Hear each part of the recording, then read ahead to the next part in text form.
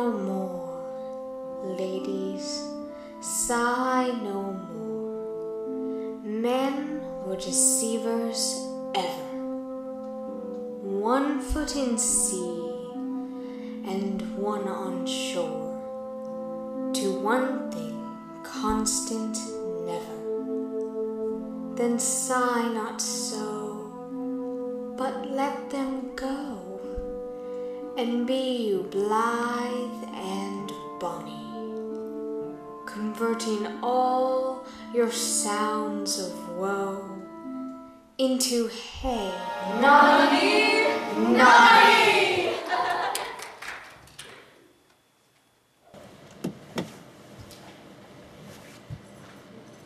I learn here, in this letter, that Don Pedro of Aragon comes this night to Messina.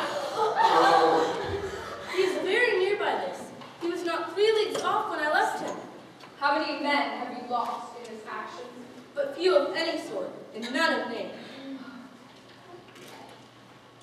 I find here that Don Pedro hath bestowed much honor on a young Florentine called Claudio.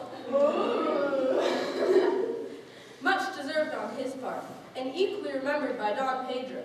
He had borne himself beyond the promise of his age, and doing in the figure of a lamb the feats of a lion.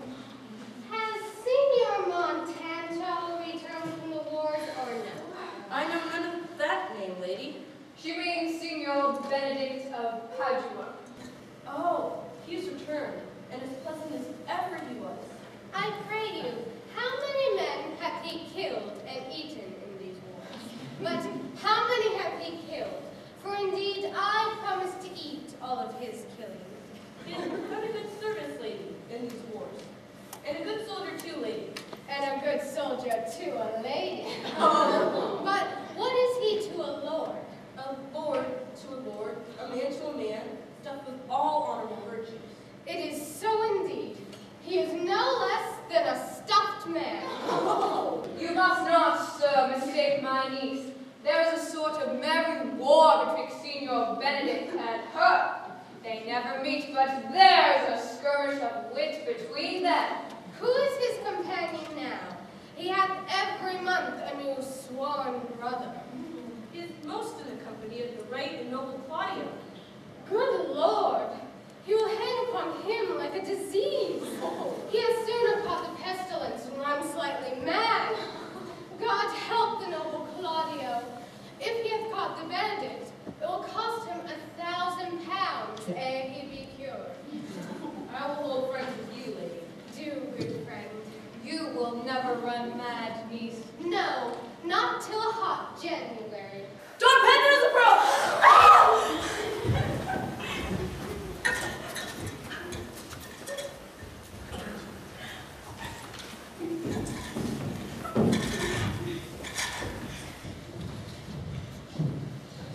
Good Signor Leonardo, are you come to meet your trouble? The fashion of the world is to avoid cost, and you countenance. Trouble never came to my house in the likeness of your grace. I think this is your daughter. Her mother hath many times told me so. Were you in doubt, sir, that you asked her? Signor Benedict, no. If Signor Leonato be her father, she would not have his head on her shoulders. For all Messina, as like him as she is. It is a wonder you'll still be talking, Signor Benedict. Nobody marks you. What, my dear lady Disdain? Are you yet living? Is it possible Disdain should die while she has such meat food to feed upon as Signor Benedict? Courtesy itself must convert to Disdain if you come in her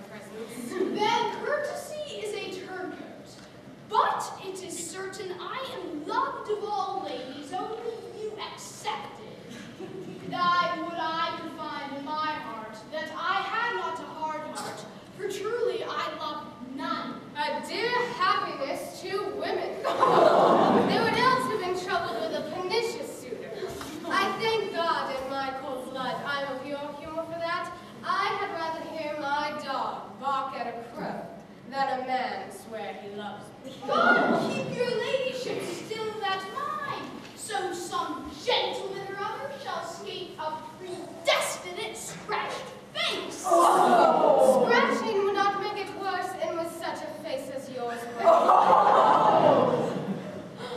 Well, you are a rare parrot teacher. A bird in my tongue is better than a beast of yours. I would my horse had the speed of your tongue. But keep your way in God's name, for I have done.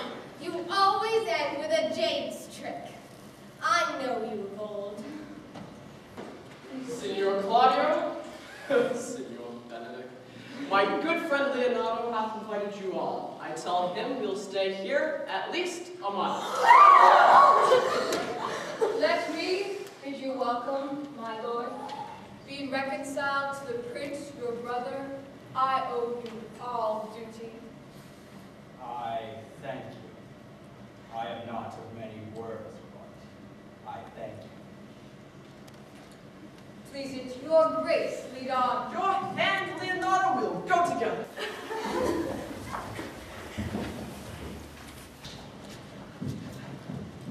Benedict, didst thou note the daughter of Signor Leonato? I noted her not, but I looked on her. Is she not a modest young lady? Do you question me as an honest man should do, or would you have me speak after my judgment, as being a professed tyrant to their sex? No, I pray thee speak in sober judgment.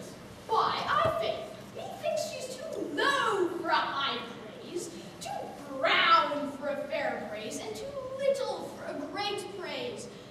Only this commendation I can afford her, that were she other than she is, she were unhandsome. Being no other but as she is, I do not like her. Thou thinkest that I am in sport. I pray thee, tell me truly how thou likest her. Would you buy her that you can acquire after her? Can the world buy such a jewel? Yea, in the case to put it in. But speak you this with a sad brow? In my eye, she is the sweetest lady that ever I looked on. I can see yet without spectacles, and I see no such matter. There's her cousin, and she were not possessed with a fury that exceeds her as much as in beauty as the 1st of May doth the last of December. But I hope you have no intent to turn husband. Have you?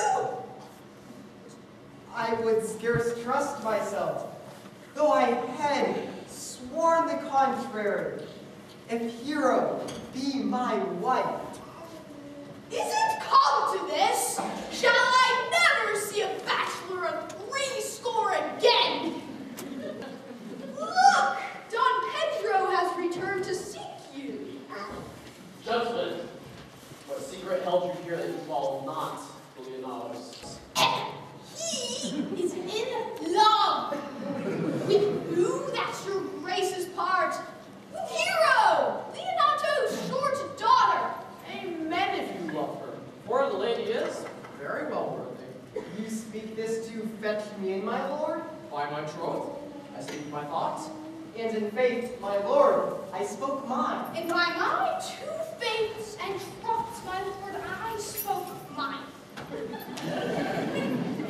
That I love her, I feel. That she is worthy, I know. That I neither feel how she should be loved, nor know that she is worthy, is the opinion that fire cannot melt out of me. I will die at the stake.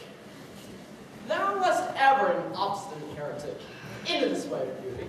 That woman conceived me, I thank her. That she brought me up, I likewise give her most humble thanks. But that I will hang my bugle in an invisible baldric, all woman shall pardon me. I will live a bachelor. I shall see thee ere I die, go pale with love. With anger, with sickness, or with hunger, my lord, not with love. Well, as time shall try.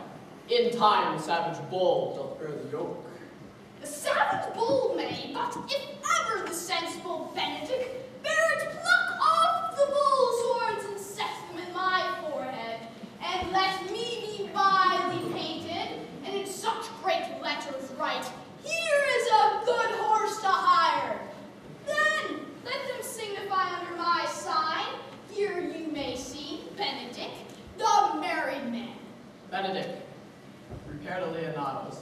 Commend me to him, and tell him I will not fail him at supper, for indeed he hath made great preparation. Examine your conscience. And so I leave you. Hath Leonato any son, my lord? No child but Hero.